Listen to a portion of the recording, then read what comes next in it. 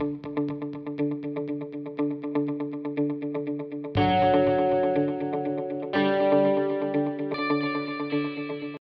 hello class 8th students, welcome to Afsar Academics and today we are going to discuss next topic of the chapter synthetic fibers and plastics. So देखिए तीन type के synthetic fibres, तीन चार type के आपने पढ़े हैं। उसके बाद अब एक मोटा मोटा रिव्यू ले लेते हैं कि सिंथेटिक फाइबर्स के क्या एडवांटेजेस हैं और इनके क्या डिसएडवांटेजेस हैं। ऑब्वियसली जैसा आज का समय है, हमारे पास नेचुरल रिसोर्सेज कम हैं जहाँ से हम फाइबर एक्सट्रैक्ट करें, टाइम नहीं है इतना, हम चाहते हैं इजीली अवेलेबल हो, थोड़ा चॉइसेस ज़्यादा बढ़ गई हैं। तो उस दौर में एडवांटेजेस ज़्यादा हैं डिसएडवांटेजेस के कंपैरिजन में। ज़्यादा नहीं मतलब काफ़ी ज़्यादा हैं, ये 5 है एडवांटेजेस और डिसएडवांटेजेस 2 ही हैं। तो देखिए एडवांटेजेस की अगर हम बात करें तो सबसे पहले तो ये ड्यूरेबल होते हैं, काफ़ी लंबे समय तक चलते हैं।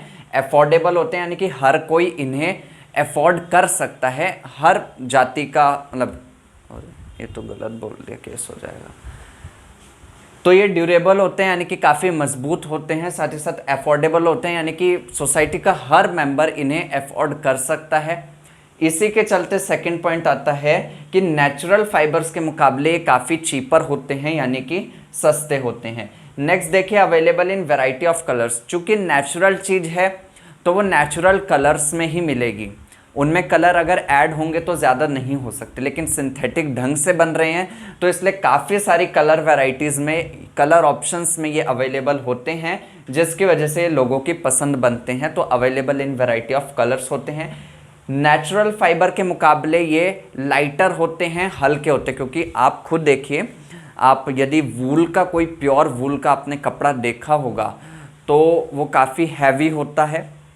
साथ ही साथ यदि आपने प्योर वूल जैसा ही उसकी कॉपी जो फाइबर बना है, जिसका आपने पढ़ा भी, एक्राइलिक फाइबर के यदि आपने क्लॉथ्स देखे हों जो मार्केट में अवेलेबल होते हैं, तो वो काफ़ी लाइटर होते हैं।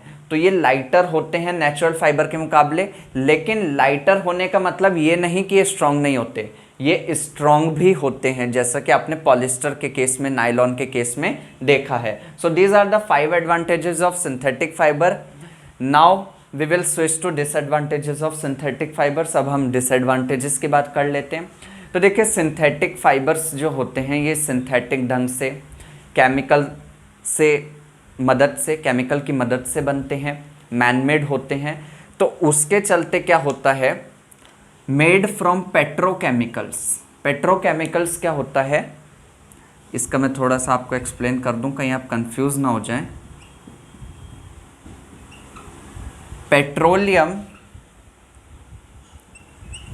रिलेटेड केमिकल्स, पेट्रोलियम जो एक नेचुरल सोर्स है उससे रिलेटेड जितने भी केमिकल्स होते हैं उन्हें पेट्रोकेमिकल्स बोला जाता है।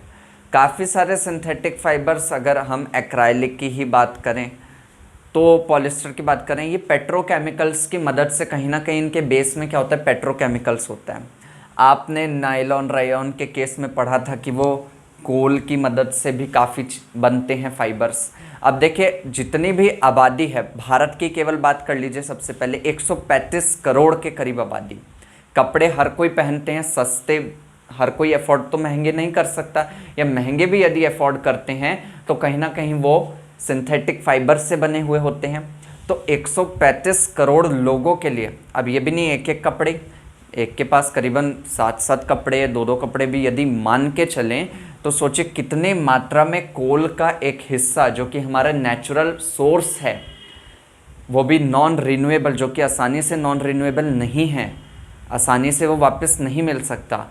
तो कितना बड़ा हिस्सा, यदि माइनर सोचें तो, यूँ तो ऊपर ऊपर से यदि हमें बताना होता तो पेट्रोकेमिकल से बनते हैं, यदि ये ज़रा से हीट कॉन्शियस होते हैं, हीटिंग करने पर ये मेल्ट हो जाते हैं, पिघलते हैं, ये राख नहीं बनेंगे, मेल्ट हो जाएंगे। तो मेल्ट यदि ये होंगे तो जिसने भी पर्सन ने ये क्लॉथ पहने, अगर आंच लग गई तो वो पिघल कर उसकी बॉडी पर चिपक जाते हैं, स्किन पर चिपक जाते हैं, इसलिए जलना काफ़ी भयानक हो जाता है इनकी वजह से।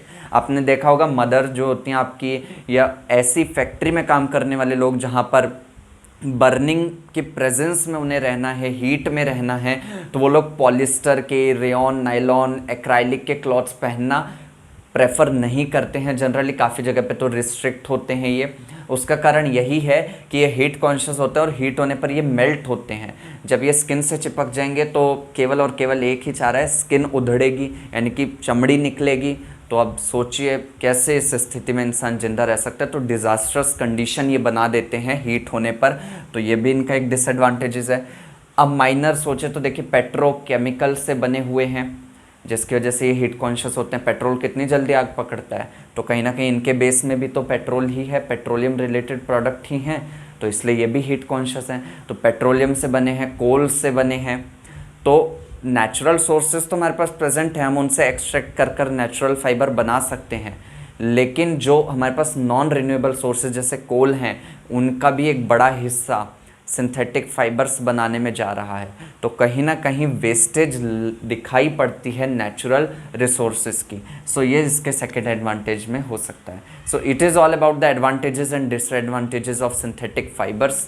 वीडियो अगर समझ आई हो, पसंद आई हो, तो वीडियो को लाइक कर देना, चैनल को सब्सक्राइब कर देना। अपने डाउट्स को कमेंट सेक्शन में पूछना बिल्कुल ना भूलें।